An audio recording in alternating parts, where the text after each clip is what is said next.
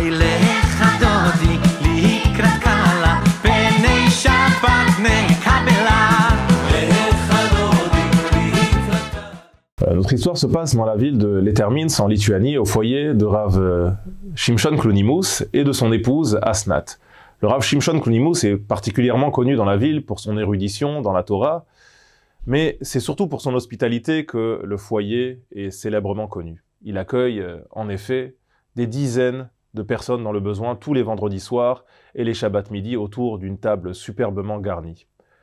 Comme tous les vendredis, Asnat se lève de bonne heure afin de s'affairer en cuisine pour préparer les besoins du Shabbat le plus dignement possible. Mais ce vendredi d'hiver, eh bien, des signes d'inquiétude sont clairement perceptibles sur son visage. Effectivement, la rumeur court depuis plusieurs jours qu'à la demande du tsar, des représentants de l'armée passent dans chaque foyer afin de kidnapper les enfants et de les enrôler de force dans l'armée. C'est une catastrophe au foyer de Rav Shlomo Klonimus et de son épouse qui élève le petit Meir Simcha. Le petit Meir Simcha montre des aptitudes tout à fait hors normes dans l'étude de la Torah depuis son plus jeune âge, mais bien sûr, au-delà du danger de leur enlèvement dans l'armée, il y a un danger certain d'assimilation et de voir disparaître tous les efforts investis par ses parents afin de lui donner la meilleure éducation depuis son plus jeune âge. On va rapidement lui chercher une cachette dans la maison et c'est finalement sur le coffre qui, d'ordinaire, abrite les différentes nappes ainsi que les draps et le linge de la maison que la famille va jeter son dévolu.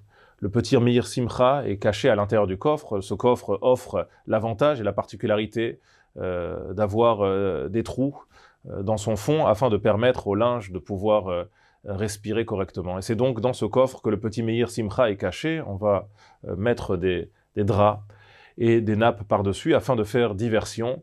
Et la journée reprend son cours presque normalement. Les invités arrivent le vendredi soir et malheureusement, eh bien, comme prévu, au cours du repas, on entend frapper à la porte. Au nom de la loi, nous sommes les représentants de l'armée, nous vous demandons d'ouvrir la porte. Les représentants de l'armée pénètrent à l'intérieur du foyer de Rav Shimshon Klonimus et de son épouse Asnat et demandent à ce qu'on leur remette immédiatement le petit Meir Simcha qui figure sur leur registre. Mais, s'exclament les parents, le petit Meir Simcha n'habite plus depuis déjà plusieurs mois parmi nous. Nous l'avons envoyé ailleurs pour étudier. Vous pouvez donc chercher tant que vous voulez. Vous ne trouverez pas le petit Meir Simcha ici. Les représentants de l'armée sont habitués à ce genre de réponse. Les parents ont énormément de mal à se défaire de leurs enfants, surtout en si bas âge. Et ils se mettent donc à fouiller, comme on le leur a demandé, la maison de fond en comble. Toutes les pièces sont passées au peigne fin, toutes les armoires sont ouvertes, tous les lits sont renversés, mais personne ne pense à regarder dans le coffre qui est une cachette de toute façon totalement improbable et qui de toute façon ne pourrait pas permettre a priori à un enfant de continuer à respirer normalement. Et après plusieurs heures de fouilles, dépités, les représentants de l'armée finissent donc par abandonner le foyer. C'est un soulagement immense.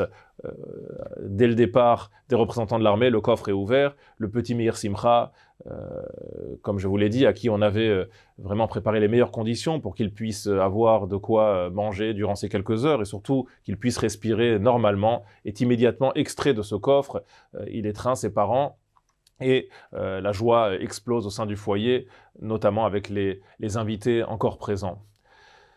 La suite, nous la connaissons. Le petit Meir Simcha qui échappe donc à cet enrôlement de force, eh bien, pourra continuer à se perfectionner dans l'étude. Il recevra une éducation de grande qualité et montrera très très rapidement qu'effectivement, il est un personnage tout à fait hors norme, un rabbin qui montrera des qualités d'étude tout à fait peu ordinaires. Et il sera notamment l'auteur d'un ouvrage qui lui donnera d'ailleurs sa dénomination, le Or Sameach, qui est un ouvrage sur le commentaire du Rambam, de Maïmonide, mais également un très grand commentaire sur le texte de la Torah, appelé le Meshech Chochma. Et je termine simplement cette petite histoire en rappelant une autre anecdote qui montre à quel point cet enfant manifestait dès son plus jeune âge des qualités de concentration tout à fait extraordinaires. Cette histoire qui est le prolongement en réalité de la première histoire que je viens de vous raconter et qui nous dit qu'un soir, un soir de semaine où le petit Meir Simcha était en train d'étudier, il était monté sur l'échelle qui lui permettait d'accéder aux livres qui se situaient tout en haut de la bibliothèque. Eh bien, le petit Meir Simcha, n'ayant pas vu que l'office du soir était terminé, plongé et absorbé par son étude, a continué à étudier. Le shamash responsable de la fermeture de la synagogue, qui ne l'avait pas remarqué tout en haut de l'échelle, a fermé la synagogue, et ce n'est que le lendemain matin que lorsque les fidèles sont arrivés dans la synagogue, eh bien, on remarquait que le petit Meir Simcha était resté étudier toute la nuit. Le petit Meir Simcha, entendant du bruit, à ce moment-là sursaute en disant quoi? L'office d'Arvit, l'office du soir est déjà terminé, attendez-moi avant de fermer la synagogue. Absorbé par son étude, il n'avait pas vu le temps passer et n'avait même pas remarqué qu'il était resté étudier toute la nuit.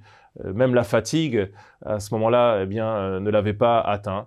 C'est cette concentration, c'est cette capacité à se plonger dans son étude qui, sans doute, eh bien, a été un des facteurs de sa grande réussite.